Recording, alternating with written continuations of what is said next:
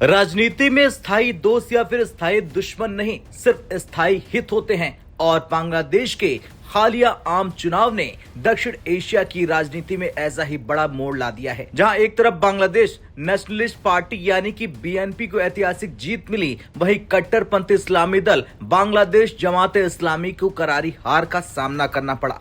यह सिर्फ एक चुनावी नतीजा नहीं था, बल्कि भारत, पाकिस्तान और पूरे क्षेत्र की रणनीति को प्रभावित करने वाला घटनाक्रम है। और सबसे बड़ा सवाल, क्या बांग्लादेश की नई सरकार ने भारत को लेकर बड़ा ऐलान कर दिया है? दरअसल बांग्लादेश में चुनाव से पहले पाकिस्तान समर्थक हलकों में उम्मीद थी कि अगर जमात इस्लामी सत्ता में आ जाती है तो ढाका की जमीन का इस्तेमाल भारत के खिलाफ किया जा सकता है। जमात को लंबे समय से भारत विरोधी रुख और कट्टरपंथी विचारधारा के लिए माना जाता है। भारत की सुरक्षा एजेंसियों को आशंका थी कि अगर ये दल सत्ता में आता है तो सीमा पार गतिविधियां बढ़ सकती है। लेकिन बांग्लादेश की जनता ने स्पष्ट जनादेश दिया और कट्टरपंथियों का साथ नहीं दिया, बल्कि स्थिरता और विकास को चुना। जमात ने 11 दलों का गठबंधन बनाकर चुनाव लड़ा था, पूरी तैयारी की थी, लेकिन नतीजा करारी हार। ये परिणाम पाकिस्तान के रणनीतिक हितों के लिए झटका माना जा रहा है, क्योंकि ढाका में एक नरम और सहयोगी सरकार इस्लामाबाद की योजनाओं को सीमित कर सकती है। अब बीएनपी के जीत के तुरंत बाद भारत के प्रधानमंत्री नरेंद्र मोदी ने पार्टी के कार्यवाहक प्रमुख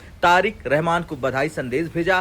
पीएम मोदी ने कहा कि वो बांग्लादेश के विकास लक्ष्यों को आगे बढ़ाने के लिए नई सरकार के साथ मिलकर काम करने को उत्सुक है। यह बयान सिर्फ औपचारिक बधाई नहीं था, ये एक स्पष्ट कूटनीतिक संकेत था कि भारत नई सरकार के साथ रिश्तों को सकारात्मक दिशा में ले जाना चाहता है। अब बीएनपी की तरफ से प्रतिक्रिया आ गई। पार्टी के वरिष्ठ नेता नजरुल इस्लाम खान ने कहा, हम प्रधानमंत्री मोदी का धन्यवाद करते हैं। हमें विश्वास है कि तारिक रहमान के नेतृत्व में दोनों देशों के संबंध मजबूत होंगे। यानी साफ है कि नई सरकार भारत से दूरी नहीं बल्कि फिर से दोस्ती बढ़ाने उतर चुकी है। यह बयान उस पृष्ठभूमि में बेहद महत्वपूर्ण है जब पिछले कुछ वर्षों में कट्टरपंथी संगठनों ने दोनों देशों के बीच अविश्वास पैदा करने की कोशिश की।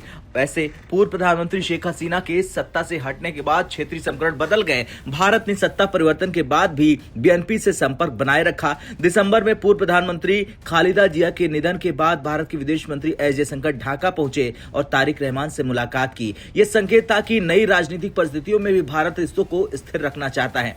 अब बात करें पाकिस्तान की, तो पाकिस्तान की नींद उड़ी पड़ी है। पाकिस्तान लंबे समय से बांग्लादेश में अपने प्रभाव को पुनर्जीवित करने की कोशिश करता रहा है। अगर जमात इस्लामी सत्ता में आ जाती तो यह इस्लामाबाद के लिए रणनीतिक अवसर यानी कि मौका बन सकता था। लेकिन बीएनपी की जीत और भारत के साथ सकारात्मक संकेतों ने पाकिस्तान की उस संभावना को कमजोर कर दिया। बीएनपी का अतीत भारत के प्रति हमेशा सहज नहीं रहा, लेकिन बदलते वैश्विक हालात में ढाका के लिए नई दिल्ली के साथ तालमेल फायदेमंद हो सकते हैं। बांग्लादेश की अर्थव्यवस्था निर्यात आधारित है, भारत उसका बड़ा व्यापारिक साझेदार है। ऊर्जा, कनेक्टिविटी और इंफ्रास्ट्रक्चर में सहयोग दोनों के लिए लाभकारी है। नई सरकार अगर स्थिरता चाहती है तो भारत के साथ टकराव की राह व्यवहारिक नहीं हो सकती है। बीएनपी को अब आर्थिक स्थिरता, विदेशी निवेश, बेरोजगारी, सामाजिक ध्रुवीकरण जैसी चुनौतियों से निपटना है। भारत के साथ बेहतर संबंध इन लक्ष्यों को हासिल करने में मददगार साबित हो सकता है। खैर, अब सबकी नजर शपथ ग्रहण और शुरुआती नीतिगत फैसले पर है।